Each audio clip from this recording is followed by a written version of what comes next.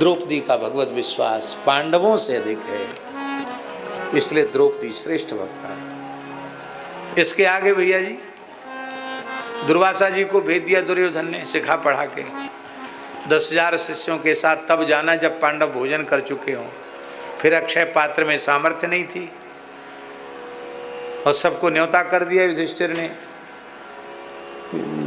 दुर्वासा जी भी शिष्यों सहित, ये कामबन की घटना है, बोले हम जमुना स्नान करके आ रहे हैं, संध्या करके आ रहे हैं, फिर भोजन करेंगे।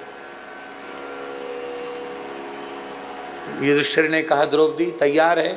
बोले महाराज बटलोई धो मांझ के रख दिए, कुछ नहीं। तो बोले ब्राह्मण की क्रोध की अग्नि में जल के भस्म होने की अपेक्षा जीवित अग्नि में जल जाना ठीक है। भीमसेन अर्जुन सूखी लकड़ी इकट्ठी करो और हम जीवित ही जल जाएंगे अग्नि में, उनके आने के पहले, ब्राह्मण के कोप की अग्नि में न जलना पड़े। तो द्रौपदी हंसने लगी, कहा यहाँ प्राणों पर संकट है, तुम हंस रही हो? तो द्रौपदी ने कहा कि तुम हर समय चूक जाते हो। जिस समय मेरे ऊपर संकट आए उस समय भी तुमने ठाकुर जी को याद नहीं किया, और अब संकट आया तो अब मरने के लिए तैयार हो, ठाकुर जी की याद नहीं कर रहे हो। श्री कृष्ण कहूँ गए हैं क्या? श्री कृष्ण कहीं चले गए हैं क्या? युधिष्ठिर ने कहा देवी हम भाग्यशाली हैं, तुम्हारी जैसी भक्ता पत्नी हमें प्राप्त हुई, पर श्री कृष्ण कहीं गए तो नहीं हैं, पर हमारे हृदय में न तो वैसी श्रद्धा है, न वैसा विश्वास है, न वैसा प्रेम है जिसके कारण हमारी पुकार सुनकर श्री कृष्ण आ सकें। ऐसा प्रेम तो केवल तुम्हारे हृदय में है। और महाराज जी द्रौपदी ने, महाभारत ग्रंथ प्रमाण है, द्रौपदी ने भगवान को पुकारा और भगवान उपस्थित हो गए तत्काल। और उपस्थित ही नहीं हुए, बोले सखी कृष्णा मैं बहुत जोर को भूखो, कछु खिवा दे। क्यों? बोले हम भोजन की थारी पे बैठे और मैंने आचमन कर लियो, अमृतोपस्तरणमसि स्वाहा, ग्रास देने वाले थे तब तक तुमने बुला लिया। तो थारी की भूख कितनी तेज होए तुम्हें खबर होगी।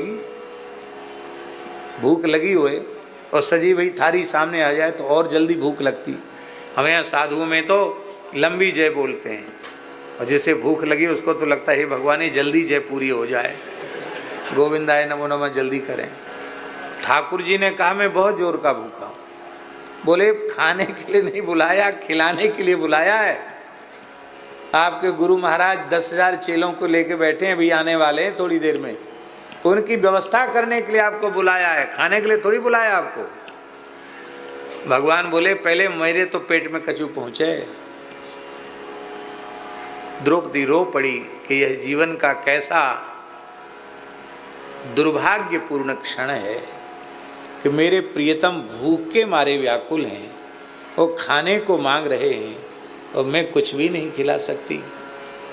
रोते हुए कहा कि अब हंसी मत करो, अब मेरे पास इस समय कुछ नहीं है।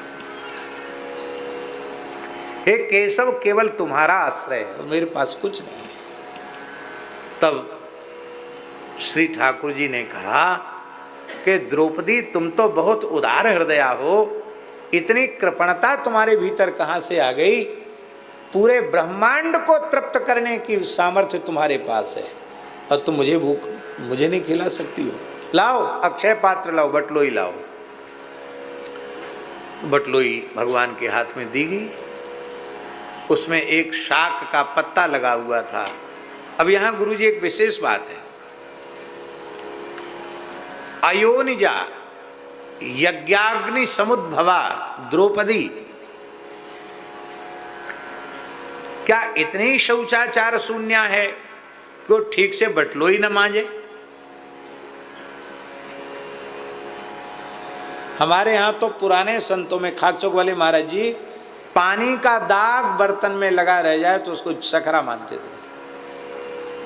पानी का दाग भी नहीं लगना चाहिए। और द्रौपदी जैसी याज्ञ से नहीं द्रौपदी, और वो ऐसे मांजेगी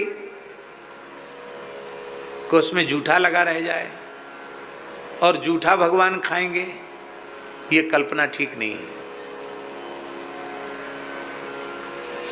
अरे जिनके संकल्प से अनंतानंत ब्रह्मांड प्रकट हो जाते हैं, क्या उन श्री कृष्ण के संकल्प से बटलोई में शाकपत्र प्रकट नहीं हो सकता?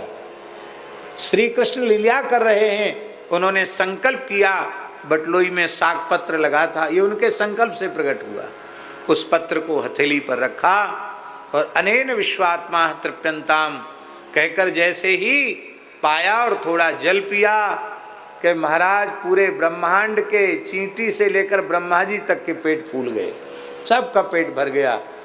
और महाराज जी दुर्वासा जी की 10,000 शिष्यों के सहित ये हालत हो गई, उनके श्वास लेना मुश्किल पड़ गया। इतना ऐसे लगा जिसने ठूस कर किसी ने यहाँ तक भर दिया हो। हमारे यहाँ कहते हैं ना कि चतुर्वेदी जी ने इतना ज़्यादा खा लिया, पंगत में जीम लिया, इतने अधिक गुलाब जामुन खा लिए कि उनको खटिया पर लेकर आना पड़ा। तो लोगों ने सोचा कहीं बीच में ही ये वीर गति को प्राप्त न हो जाएं, तो उनको वैद्य के पास ले जाएंगे, क्योंकि सांस ऊर्ध्व श्वास चल रही थी। तो वैद्य ने कहा कि कोई बात नहीं चौबे जी, अभी तुरंत इलाज करता हूँ, ये चूरन घोल करके एक घूंट पी लो, पत्थर भी खाया हुआ होगा तो हजम हो जाएगा। तो चौबे जी ने कहा कि अरे मूर्खाधिराज, इतने चूरन की जगह पेट में होते तो एक गुलाब जामुन और खा लेते, इतनी जगह है कहाँ जो हम कुछ खा सकें। तो जैसी उनकी हालत भई ना, ऐसी ही हालत उससे भी गई बीती हालत दुर्वासा जी की और उनके चेलों की हो गई। बोले गुरुजी हुआ क्या? अभी तो कड़ाके की भूख लग रही थी, अब तो यहाँ तक अन्न भर गया, क्या बात है? बोले अब बात कुछ नहीं है, 10 दिशाओं में भाग जाओ। क्यों? एक अम्बरीश भक्त से टकराने से तो हमारी क्या हालत हुई, चक्र से हमारी पीठ जल गई है, देख लो काले काले दाग पड़े हुए हैं। और 5 पांडव हैं, सबके सब भक्त हैं, द्रौपदी परम भक्ता है, ये सब श्री कृष्ण की लीला है, तुम लोग भाग जाओ। सब चेले गुरु जी को छोड़ के भाग गए। और भगवान ने भीमसेन अर्जुन को सिखा पढ़ा के भेजा। बोले जाओ उनको कहो महाराज 1-2 की रसोई हो तो कोई बात नहीं है, 10,000 संतों की रसोई और बेकार चली जाए, वो कहेंगे अब हम खा ही नहीं सकते, बिल्कुल खा नहीं सकते, एक कण नहीं खा सकते।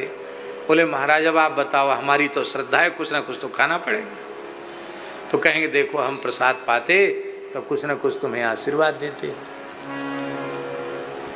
तो अच्छा वरदान मांग लो, आशीर्वाद मांग लो। तो भगवान ने पहले से सिखा के भेजा था, तुम जाके कहना कि जो हमसे अकारण दिन रात जलते हैं और द्वेष करते हैं उनका समूल नाश हो जाए, ऐसा वरदान मांग लेना।